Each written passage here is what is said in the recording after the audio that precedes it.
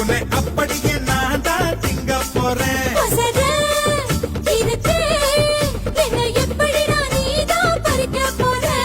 அணிலாக மாறினான், அழகாக தாவினான், அங்கங்க